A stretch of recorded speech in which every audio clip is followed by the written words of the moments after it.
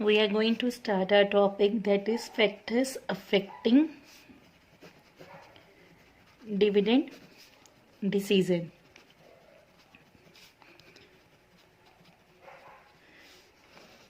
Basically company में जो भी प्रॉफिट अर्न किया जाता है ना, कुछ प्रॉफिट को आपने क्या करना होता है, जो आपके शेयर होल्डर्स होते हैं, ओनर होते हैं, उनमें डिस्ट्रीब्यूट करना होता है। एंड कुछ प्रॉफिट को आपने some part of profit is to be retained, यानी is to be kept in the business. तब जब आपने ये डिसीजन लेना है, how much profit is to be retained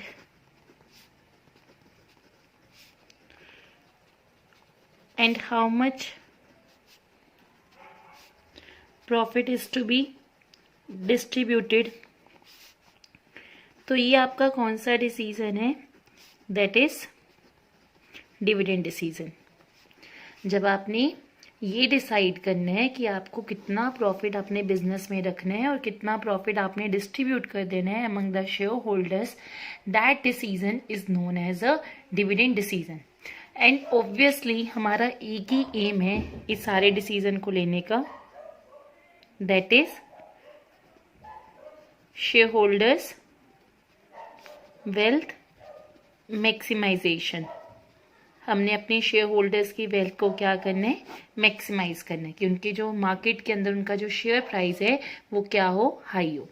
तो जब हम कुछ बात करते हैं, there are some factors which we have to consider while taking the dividend decision. So what are the factors affecting dividend decision? The first point, see, first point क्या है कि अगर हम बात करते हैं अमाउंट ऑफ अर्निंग, ऑब्वियसली जब हम डिविडेंड को डिस्ट्रीब्यूट करते हैं तो डिविडेंड हमने किस में से देना है, प्रॉफिट में से देना है। तो earning is one of the major factor जो हमारे डिविडेंड को क्या करेगा, डिसीजन को इफेक्ट करेगा।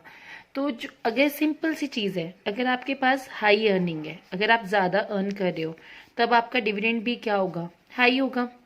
और अगर आपकी लो अर्निंग है तो आपका डिविडेंड भी क्या होगा, लो होगा। क्लियर? तो आप इसे कैसे लिखेंगे, इतना हिंट याद कर लिया, high earning means high dividend and low earning means low dividend. तो आपने ये लिखना है, डिविडेंड फर्स्ट आपने लिखा, dividend is paid out of, dividend कहाँ से पे किया जाता है, dividend is paid out of past as well as current earning. Clear? If earning is high, now you will start writing that hint in the form of a sentence. If earning is high, then high dividend will be declared,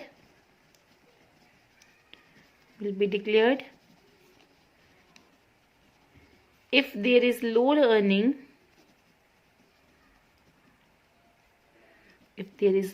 earning, then low dividend will be declared. Okay, then second, that is stability of earning.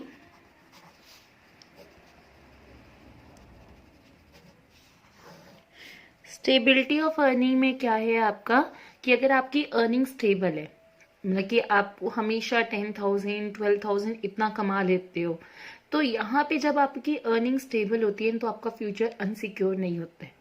तो उस situation में a company is in a better position कि वो high dividend declare कर सकती है।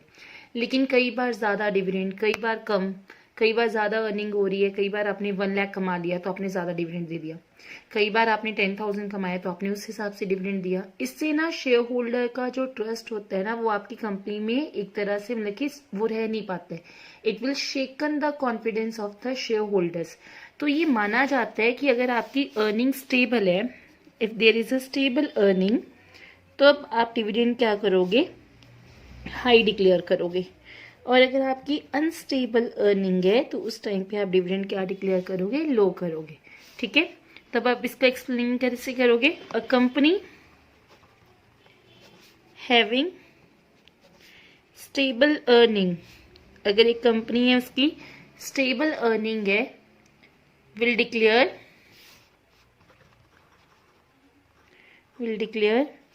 High dividend वो high dividend को डिक्लेयर करेगी, और company having unstable earning will declare less dividend या लो डिविडेंड। क्लियर? जिस कंपनी की स्टेबल अर्निंग है तो वो क्या करेगी, हाई डिविडेंड, और अगर अनस्टेबल अर्निंग है तो वो कंपनी क्या करेगी, लो डिविडेंड को डिक्लेयर करेगी। Clear? Next point, that is growth opportunities. अगर एक कंपनी के पास अच्छी ग्रोथ अपॉर्चुनिटीज है, मतलब कंपनी ग्रो कर रही है, तो उस सिचुएशन में वो क्या करेगी, हमेशा न कि अपना डिविडेंड कम से कम डिक्लेयर करने की कोशिश करेगी। क्योंकि एक कंपनी अगर उसके पास ग्रोथ अपॉर्चुनिटीज है तो ऑब्वियसली उसको पैसा चाहिए, तो वो पैसा कहाँ से करेगी अरेंज, कुछ पैसा वो अपने बिजनेस से अरेंज करने की कोशिश करेगी। तो हैविंग अ ग्रोथ अपॉर्चुनिटीज, अगर कंपनी के पास ग्रोथ अपॉर्चुनिटीज है तो उस टाइम पे दे will keep more out of the business, वो कंपनी का ज्यादा प्रॉफिट अपने पास रखना चाहेगी टू फाइनेंस देयर इन्वेस्टमेंट। तो यहाँ पे अगर ग्रोथ अपॉर्चुनिटीज है, यस, तो उस टाइम पे लो डिविडेंड, और अगर ग्रोथ अपॉर्चुनिटीज नहीं है तो डिक्लेयर कर दो, क्या करना है पैसा रख के। तो यहाँ पे क्या हो जाएगा, हाई डिविडेंड डिक्लेयर हो जाएगा। क्लियर? अब हम इसको एक्सप्लेन कैसे करेंगे। Companies having good growth opportunities will keep more of business profit, वो बिजनेस के प्रॉफिट को ज्यादा रखने की कोशिश करेंगे टू फाइनेंस देयर इन्वेस्टमेंट, क्योंकि उन्हें अपनी इन्वेस्टमेंट को क्या करना है, पैसा अरेंज करना है। तो यहाँ पे company having good growth opportunities they will keep more of the business profit to finance their investment, वो अपनी इन्वेस्टमेंट को क्या करना चाहते हैं, फाइनेंस करना चाहते हैं। So they are likely to declare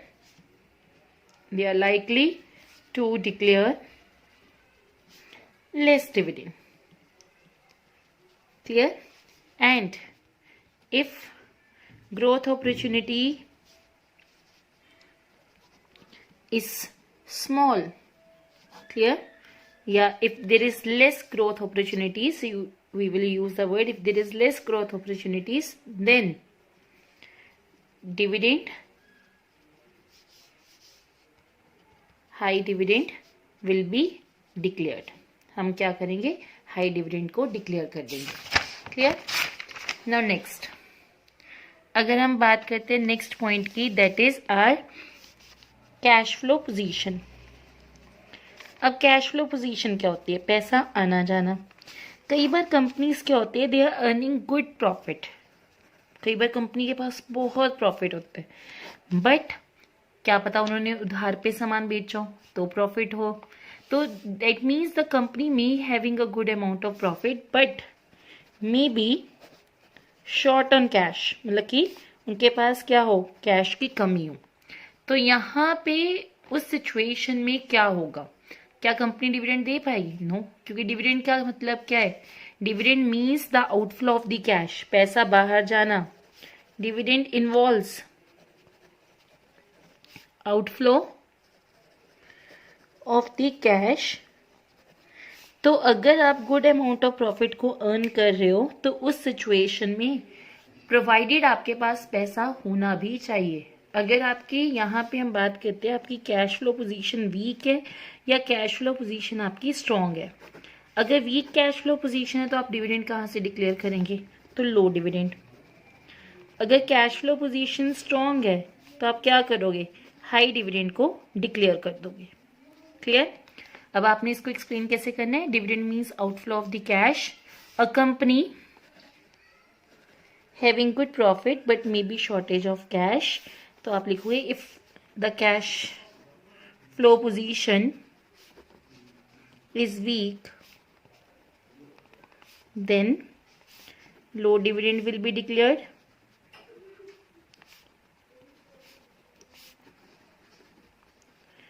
If cash flow position is strong,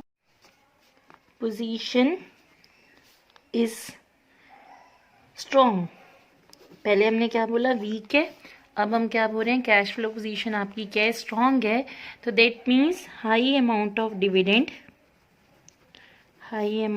dividend will be declared. तो आप क्या करोगे, high amount of profit dividend को आप डिक्लेयर कर दोगे। Done. Now the next point is share holder preference.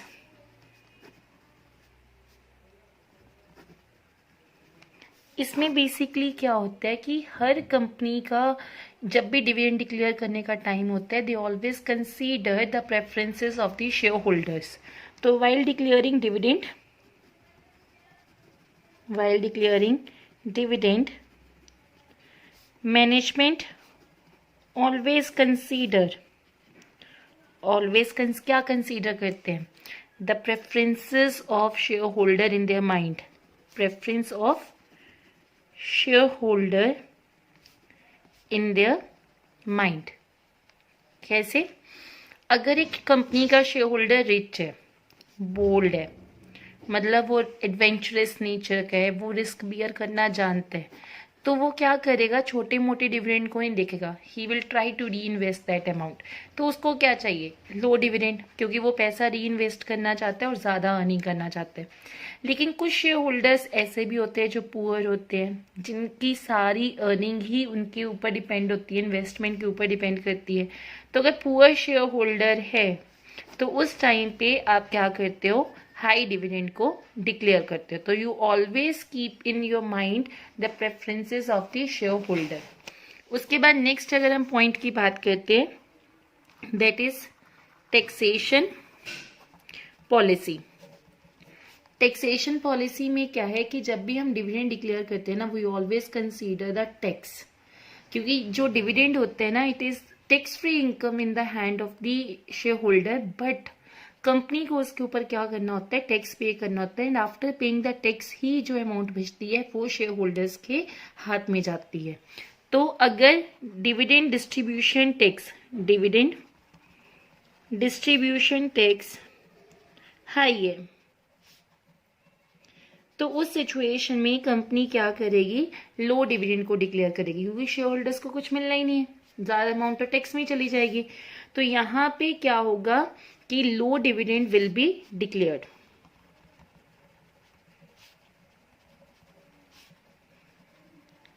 और अगर डिविडेंड डिस्ट्रीब्यूशन टैक्स कम है, तो उस टाइम पे आप हाई डिविडेंड को भी क्या करते हो, डिक्लेयर कर देते हो। क्लियर। फिर जब हम नेक्स्ट बात करते हैं, that is a next point, stock market reaction. Stock market reaction के अंदर क्या होता है कि हम जब बात करते हैं कि जब हम डिविडेंड डिक्लेयर करते हैं, तो हमने एक तरह से अपने शेयर होल्डर्स को डिविडेंड दिया, तो मार्केट में क्या होता है, जो कंपनी ज्यादा डिविडेंड डिक्लेयर करती है ना, on the basis of demand and supply, demand बढ़नी शुरू होती है। जब डिमांड बढ़नी शुरू होती है तो शेयर का प्राइस भी क्या करना शुरू होता है, अप करना शुरू करते हैं। तो समटाइम्स अगर कोई पॉजिटिव इम्पैक्ट क्रिएट हो रहा है, ठीक है, तो उस टाइम पे आप हाई डिविडेंड डिक्लेयर करते हो। लेकिन अगर उस डिविडेंड को डिक्लेयर करने से कोई नेगेटिव इम्पैक्ट क्रिएट हो रहा है, तो आपने क्या करना है, डिविडेंड लो करके डिक्लेयर करना है। तो आपने उसका इम्पैक्ट जरूर कंसीडर करना है। Impact must be considered while declaring dividend.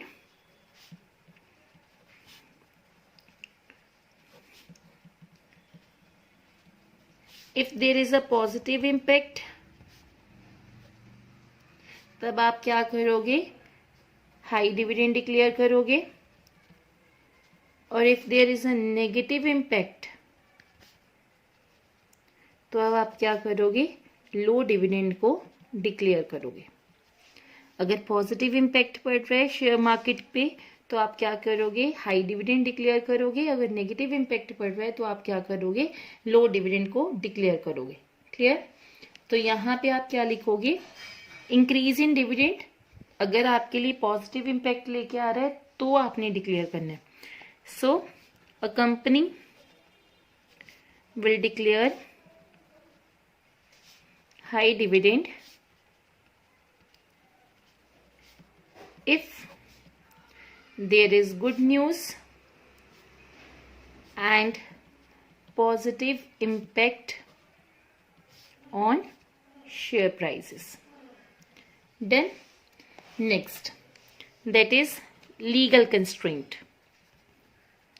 जब भी आपने डिविडेंड डिक्लेयर करना है तो डिविडेंड को डिक्लेयर करने से पहले आपने कंपनीज एक्ट की प्रोविजंस को, companies act provisions and SEBI की प्रोविजंस को आपने कंसीडर करना है. मस्ट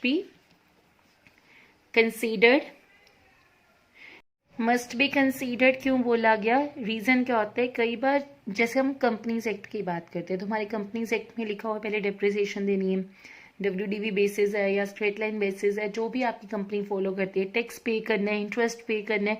उसके बाद जो आपके पास प्रॉफिट बचता है ना, उस प्रॉफिट को आपने डिविडेंड की फॉर्म में डिक्लेयर करना है. तो ये पॉइंट्स आप हमेशा कंसीडर करते हो while declaring the dividend. Next point is contractual constraint.